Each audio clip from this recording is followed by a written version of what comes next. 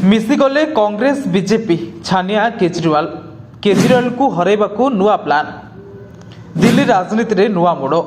दिल्ली निर्वाचन को नहीं अस्थिर हेलानी दिल्ली राजनीति। नेता नेतांको मध्यरे केतेबेले पोस्टर राजनीति तो केतेबेले ट्विटर वार देखिबाकू मिलुछि। कांग्रेस नेता राहुल गांधी को प्रश्न बाण रे घायला हेउछि आप दल। राहुल को बारंबार आक्रमण रे चितपटांग मारिछंती अरविंद केजरीवाल। आउ यारी भितरे राहुल गांधी को ओलटा प्रश्न बाण मारिछंती आप मुख्य अरविंद केजरीवाल। सेपटे बाग युद्ध भितर को एंट्री मारिछि भाजपा, जहाकू नहीं दिल्ली राजनीति खाली उठुछि पड़ुछि। दिल्ली विधानसभा निर्वाचन पूर्व कांग्रेस दल आम आदमी पार्टी उपरे आक्रमण को तीव्र करिछि। गतकाली कांग्रेस नेता राहुल गांधी आप संयोजक अरविंद केजरीवाल को प्रधानमंत्री मोदी सह तुलना करथिले एवं अभियोग करथिले जे उभय जनता को दिया जायतिबा प्रतिश्रुति पूरण करिनांती।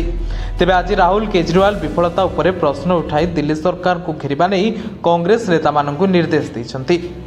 एबे राहुल को मंतव्य नहीं केजरीवाल करथिबा ट्वीट उपरे कांग्रेस नुहे बरं भाजपा प्रतिक्रिया दैछि, जाको भाजपा और कांग्रेस जुगलबंदी बोली कहिसंती अरविंद केजरीवाल। राहुल को बयान उपरे कांग्रेस प्रतिक्रिया देवा जाए अपेक्षा करेनि भाजपा, बरं केजरीवाल को ट्वीट उपरे रिट्वीट करिसंती भाजपा आईटी सेल मुख्य अमित मालव्य।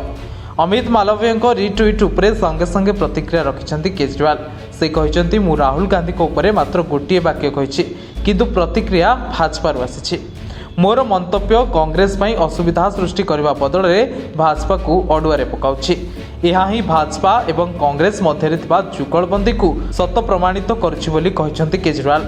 आप कहवा कथा बीजेपी और कांग्रेस भितर भितरिया संपर्क रही आउ सेमाने ऊपर को मात्र विरोधी बोली देखै होउछंती।